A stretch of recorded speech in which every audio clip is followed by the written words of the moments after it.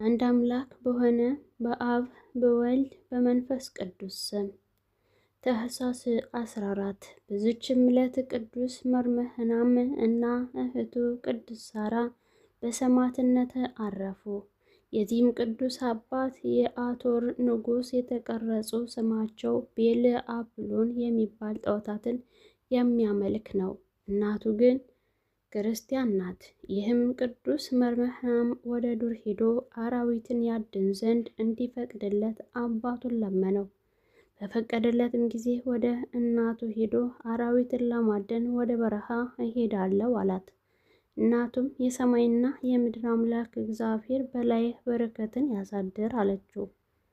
ከዚያም በኋላ ከ40 ፈረሶች አገልጋዮቹ ጋር ወጥቶ ሄደ። መቅሉብ ወደሚባል ተራራም ደርሶ በዚያ አደረ። በሌሊትም የእግዚአብሔር መልአክ ጠራው፣ እንዲህም አለው፣ መርምህናም ሆይ ተነስተህ ወደዚህ ተራራ ላይ ውጣ። ስሙም ማቴዎስ የሚባል ቅዱስ ሰው ታገኛለህ። እርሱም የሕይወትን ነገር ይነግርሃል። ሲነጋም ወደ ተራራው ወጣ። እንደ በግ ፀጉር ለብሶ አባ ማቴዎስን አገኘው። ቅዱስ መርምህናም ባየው ጊዜ ፈራ። ቅዱስ አባ ማቴዎስም ልጄ ሆይ ወደ እኔ ቅረብ፣ እኔም የእግዚአብሔር ፍጡር የሆንሁ እንዳንተ ሰው ነኝ አለው። ቅዱስ መርምህናም ከአባቴ አማልክቶች በቀር አምላክ አለን አለው። አባ ማቴዎስም የክርስትና ሃይማኖትን ከአባቱና ከመንፈስ ቅዱስ ጋር ክርስቶስን ሕልውና በተለይ አካሉ ሰው መሆንና መከራ ተቀብሎ መሞቱን መነሳቱን ወደ ሰማይ ማረጉንም የፍርድ ቀንም ለጻድቃን በጎ ዋጋ ለኃጢአኖችም ቅጣት እንዳለ አስተማረው። ቅዱስ መርምህናም ከራስህዋ እስከ እግርዋ ለምጥ የያዛት እህት አለችኝ። የአምላክህን ስም ጠርተህ በጸሎትህ ብታድናት እኔ አምንበታለሁ አለው። አባ ማቴዎስም እኔ አድናታለሁና በአንድነት እንውረድ አለው። ከተራራው በወረዱ ጊዜ አባ ማቴዎስን በመንገድ ትቶ ቅዱስ መርምህናም ወደ እናቱ ሄዶ ሁሉን ነገራት። እህቱንም በስውር ወደ አባ ማቴዎስ ወሰዳት። አባ ማቴዎስም ወደ እግዚአብሔር ጸለየና ምድሪቱን አመሳቅሎ መታት።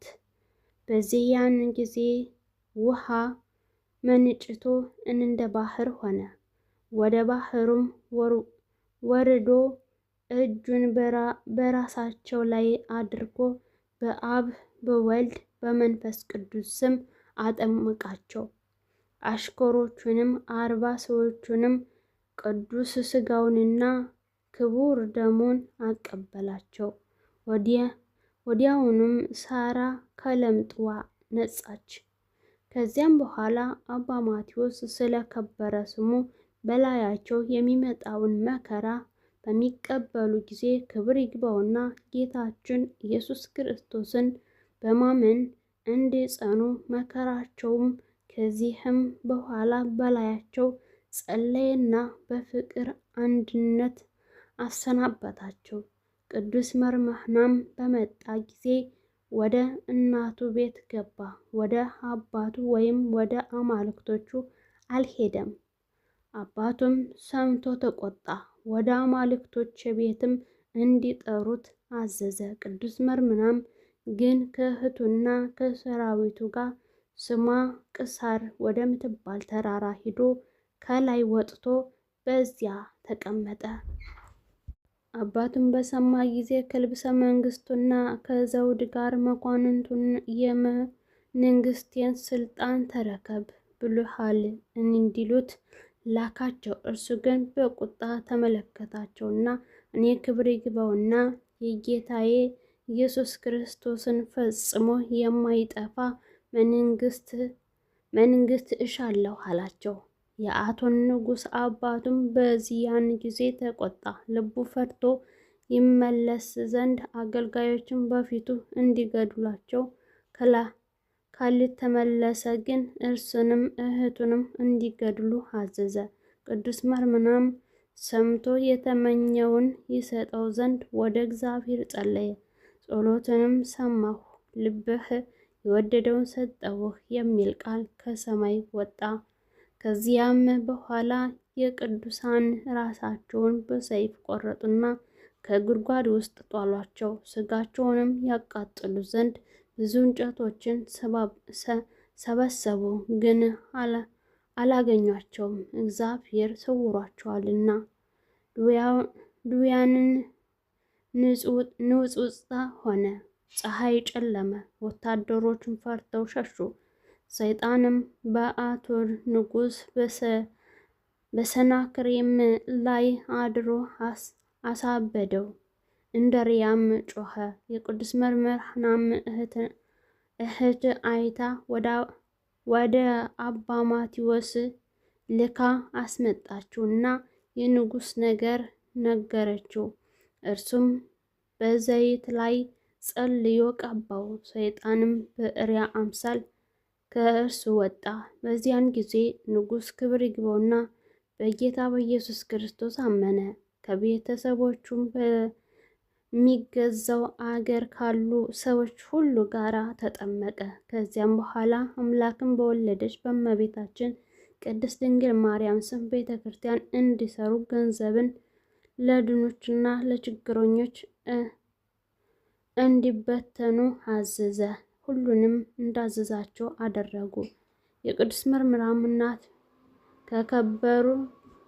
እናቱም ከከበሩ ድንጋዮች 40 ሳጥኖችን አሰርታ የልጅዋ ጭፈራ የነበሩ የእነዚያን 40 ሰማዕታት አጥንቶቻቸውን አሰብስባ በእያንዳንዱ ሳጥን ጨመረቻቸው። ለልጇም ብርሌ ከሚመስል ዕንቁ 2 ሳጥን አሰርታ በውስጣቸው አድርጋ በሰራቸው ቤተ ክርስቲያን ውስጥ አኖረቻቸው።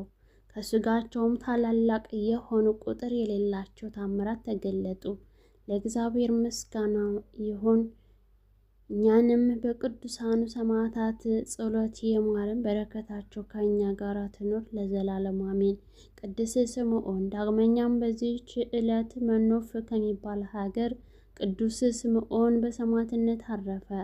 እርሱም በእስላሞች ዘመን ከመሳፍንቶቻቸው ከአንዱ ጋር ተከራከረና ቅዱስ ስምዖን ረትቶ አሳፈረው። ያም እስላም ወደ መሳፍንቱ አለቃ ሂዶ ይህ ስምዖን የእስላሞችን ሃይማኖት ያቃልላል ብሎ ወነጀለው። ስለዚህም ይዘው በጽኑ ስቃይ አሰቃዩት። ከዚያም በኋላ ራሱን በሰይፍ ቆረጡት። የሰማዕትነት አክሊል በመንግስተ ሰማያት ተቀበለ።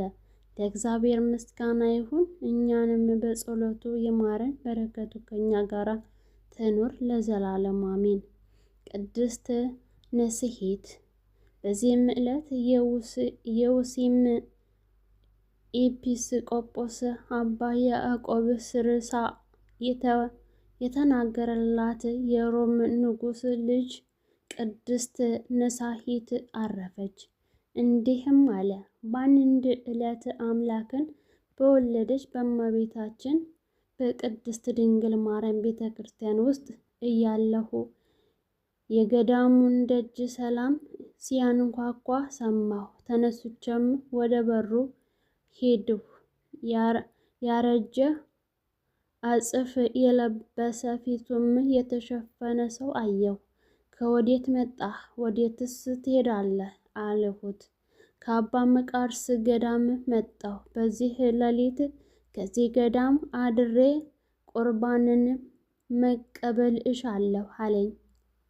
ያን ጊዜም ቀዳሚት ሰንበት ነበረች። እኔም ፊትህን ካላሳየኸኝ አልከፍትም አልኩት። እርሱም ፊቴን ማየት አትሻ፣ ፊቴ በኃጢአት የጨለመ ነውና ፊቴንም ለሚያይ የከፋች ስራዬ ትታየዋለች አለችኝ። በከለከልኩትም ጊዜ ወደ ዱር ሊመለስ ወደደ። እኔም ተርቦ ወይም ተጠምቶ እንደሆነ ብዬ በልቤ አሰብኩ። ስለዚህም ተከፈትኩለትና ወደ ማደሪያ አስገባሁት። መብልንም አመጣሁለት። እርሱ ግን ከነጋ ከቁርባን በኋላ በቀር እኔ አልበላም በማለት እምቢ አለኝ። ከዚያም በኋላ ወደ ቤተ ክርስቲያን ገባና